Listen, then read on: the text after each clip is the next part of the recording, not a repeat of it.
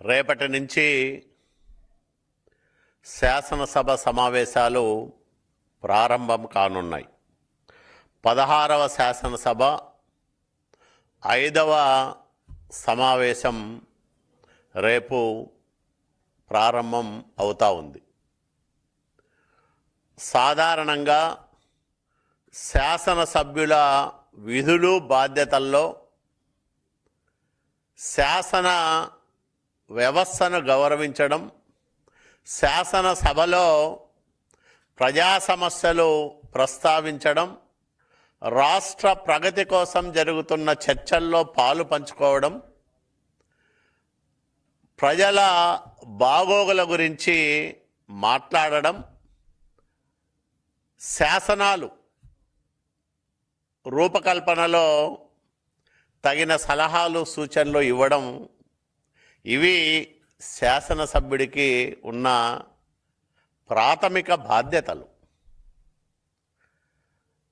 ఇప్పటికే 4 సమావేశాలకు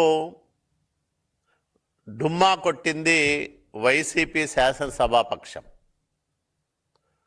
మొక్కుబడిగా గవర్నర్ గారి ప్రసంగం రోజు రావడం, వీలైతే పేపర్లు చించేయడం, విసిరి కొట్టడం, సభ నుంచి వెళ్ళిపోవడం, ఇది వీళ్ళ తీరు. ఎన్నో ఆశలతో, ఎన్నెన్నో ఆకాంక్షలతో వేలాది మంది ప్రజలు ఎన్నుకున్న ఎమ్మెల్యేలు చేయాల్సిన పనేనా ఇదని నేను అడుగుతా ఉన్నా వైసీపీ శాసనసభ్యులకు, ఆ శాసనసభాపక్ష నాయకుడు జగన్మోహన్ రెడ్డికి. మీరు ఈ 19 నెలల కాలంలో చట్టసభలో సభ్యుడిగా నిర్వర్తించాల్సిన ప్రాథమిక బాధ్యతను నెరవేర్చారా? అట్లా నెరవేర్చనప్పుడు శాసనసభ్యులుగా కొనసాగే నైతిక అర్హత మీకు ఉందా అని నేను అడుగుతా ఉన్నా. సభకు రాని శాసనసభ్యులు తొలి రోజు నుంచినే చర్చల్లో పాలు పంచుకొని సభ్యులు వాళ్ళ నియోజకవర్గ సమస్యలను ఏనాడు సభలో ప్రస్తావించని ఎమ్మెల్యేలు, అనేక చట్టాలు రూపకల్పన జరుగుతున్నా వాటి విషయాల్లో ఎప్పుడూ చర్చించని శాసనసభ్యులు శాసనసభకు సభ్యులుగా వ్యవహరించడం ఎంతవరకు నైతికత అని నేను అడుగుతా ఉన్నా. మీకు శాసనసభ పైన గౌరవం ఉన్నా, శాసన వ్యవస్థ పైన నమ్మకం ఉన్నా, కనీసం రేపు ప్రారంభమయ్యే శాసనసభ సమావేశాల నుంచైనా పాల్గొని చట్టాల రూపకల్పనలో మీ సలహాలు సూచనలు ఇచ్చి నిర్మాణాత్మకమైన విమర్శలతో, సహేతుకమైన ఆరోపణలతో మీరు ప్రభుత్వాన్ని ప్రశ్నించండి. సమాధానం చెప్పడానికి ముఖ్యమంత్రి చంద్రబాబు నాయుడు గారి నాయకత్వంలో పనిచేస్తున్న కూటమి ప్రభుత్వం సిద్ధంగా ఉంది. ఏ అంశాన్ని చర్చించడానికైనా,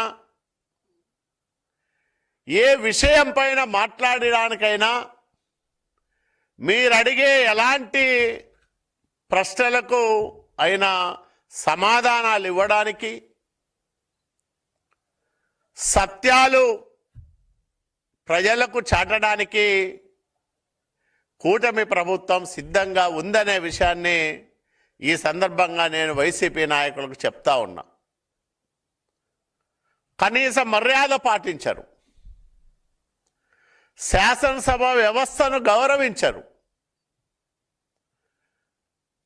సభకే రారు, సంతకాలేమో పెట్టిపోతారు, ఏంటి ఈ వింత వైఖరి, ద్వంద్వ వైఖరి?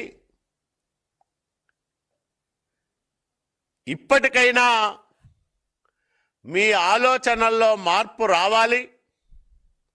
ప్రజల గురించి, మీరు ఎన్నుకున్న మీ నియోజకవర్గాల సమస్యల గురించి, ఈ రాష్ట్రంలో జరుగుతున్న అభివృద్ధి గురించి జరిగే చర్చల్లో పాలు పంచుకోవడంతో పాటు చట్టాల్లో తెస్తున్న మార్పులపైన కానీ లేదా కొత్తగా తీసుకొస్తున్న చట్టాలపైన కానీ మీ సలహాలు సూచనలు ఇవ్వడానికి ఇప్పటికైనా సిద్ధపడాలని జగన్మోహన్ రెడ్డికి, ఆయన పార్టీ శాసనసభ్యులకు నేను విజ్ఞప్తి చేస్తా ఉన్నా.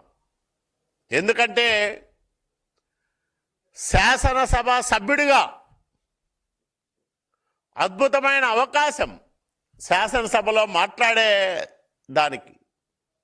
ఆ అవకాశాన్ని మీరు సద్వినియోగం చేసుకోకపోతే ప్రజలు మిమ్మల్ని క్షమించరు.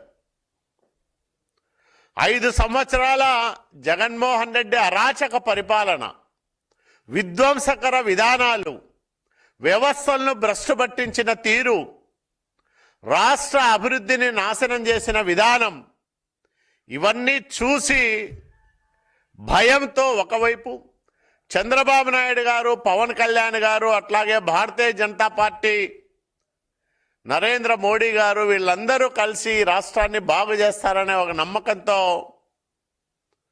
151 స్థానాలున్న వైసీపీకి 11 స్థానాలు ఇచ్చారు, కూటమికి 164 స్థానాలు ఇచ్చారు ఆంధ్రప్రదేశ్ రాష్ట్ర ప్రజలు. మరి 151 నుంచి 11కు పడిపోయినా ఇంకా ప్రజాస్వామ్యం గొప్పతనము, ప్రజల ఆలోచనలు, వాళ్ళ అభిప్రాయాలు, వీటన్నిటినీ విశ్లేషణ చేసుకోకపోతే, మీ ఘోర పరాజయానికి అసలైన కారణాలపైన సమీక్ష చేసుకోకపోతే, ఇంకా దౌర్జన్యకర పద్ధతులతో, బ్లాక్మెయిలింగ్ విధానాలతో రాజకీయాలు కొనసాగిస్తే వైసీపీ ఈ రాష్ట్రంలో రాజకీయంగా భూస్థాపితం కాక తప్పదు. ఇప్పటికైనా శాసనసభ సభ్యులుగా, ఈ రాష్ట్రానికి 5 సంవత్సరాలు ముఖ్యమంత్రిగా పనిచేసిన వ్యక్తిగా, మాజీ ముఖ్యమంత్రిగా శాసనసభకు వచ్చి ఆ వ్యవస్థ పైన మీకున్న గౌరవాన్ని చాటుకోమని నేను వాళ్ళకి హితవు పలుకుతా ఉన్నా. మీరు శాసనసభకు రాకపోతే మీ గురించి మీ నియోజకవర్గాల్లో ప్రజలు ఏమనుకుంటున్నారో వాళ్ళ దగ్గరికి వెళ్ళి అడగండి. వాళ్ళు ఏం కోరుకుంటున్నారో మీకు తెలుస్తుంది. మరి ఎందుకు రావడం లేదు? బడ్జెట్ సమావేశాలంటే చాలా కీలకమైన సమావేశాలు. బడ్జెట్ పద్ధతుల్లో ఆయా శాఖలు కేటాయించిన కేటాయింపుల్లో మీకు నచ్చకపోతే మీరు కట్ మోషన్స్ మూవ్ చేసే అవకాశం ఉంటుంది. మీరు మీ తిరస్కారాన్ని తెలియజెప్పే అవకాశం కూడా ఉంటుంది. అనేక రూపాల్లో ప్రజలకు సంబంధించిన అంశాలను సభలో ప్రస్తావించే మహత్తరమైన అవకాశాలను కాలదన్నుకుంటున్న మీ నిరంకుశ ఆలోచనలు, మీ నియంత భావజాలం, ఇవన్నీ చూసి ప్రజలు అసహించుకుంటున్నారు. ఇప్పటికైనా మీ బాధ్యతలను గుర్తెరగండి. ఎందుకంటే 5 ఏళ్ళు ప్రజాకంటక పాలన సాగించారు వైసీపీ నాయకులు. వీళ్ళ వల్ల ఈ రాష్ట్రంలో వ్యవసాయం, ప్రాథమిక రంగమైన వ్యవసాయం పూర్తిగా ఆ 5 సంవత్సరాల్లో కుదేలైపోయింది. భూ వివాదాలు విపరీతంగా పెరిగిపోయినాయి. వీళ్ళకి నచ్చితే ఫ్రీ హోల్డ్, నచ్చకపోతే 22A, లేకపోతే నచ్చకపోతే ఫ్రీ హోల్డ్లో పెడతారు, 22లో Aలో పెడతారు. దానిని వివాదాస్పదంగా మారుస్తారు. అట్లా అనేక రకాలుగా వీళ్ళు భూ వివాదాలు సృష్టించి, నిన్ననే మా ముఖ్యమంత్రి గారు చెప్పినట్లు తాడేపల్లిలో జగన్మోహన్ రెడ్డి హెలీప్యాడ్ కోసం కూడా ఒక రైతు 10 ఎకరాల భూమిని 22A చేర్చి ఇబ్బంది పెట్టిన విషయాన్ని కూడా ప్రజలు మర్చిపోలేదు. మీ వల్ల మీ పాలనలో 5 సంవత్సరాల కాలంలో 13,59,000 ఎకరాలను ఫ్రీ హోల్డ్ చేయగా అందులో 5,74,000 ఎకరాల్లో అవకతవకలు జరిగాయి. 8,462 అక్రమ రిజిస్ట్రేషన్లు జరిగాయని రెవెన్యూ శాఖనే తేల్చిన విషయాన్ని కూడా ఈ సందర్భంగా నేను మనవి చేస్తా ఉన్నా. భూమిని అత్యంత వివాదాస్పదంగా మార్చి, రాజ్యాంగ వ్యవస్థలను భ్రష్టు పట్టించి, పాలనను అవినీతిమయం అసమర్థ పరిపాలన సాగించి రాష్ట్రాన్ని సర్వనాశనం చేశారు. కాబట్టి జగన్మోహన్ రెడ్డి అండుకు ఈరోజు శాసనసభలో మాట్లాడడానికి జంకుతున్నారు, భయపడుతున్నారు, బెంబేలెత్తిపోతా ఉన్నారు. దానికనే శాసనసభకు మొహం చాటేస్తున్నారని కూడా ఈ సందర్భంగా నేను చెప్పదలుచుకున్నాం. కాబట్టి ఇప్పటికైనా 19 నెలలు గడిచింది. 5వ శాసనసభ 5వ సమావేశాలు 16వ శాసనసభ 5వ సమావేశాలు ప్రారంభం కాబోతా ఉన్నాయి. ఇప్పటికైనా మీ బుద్ధి మార్చుకొని శాసనసభకు వచ్చి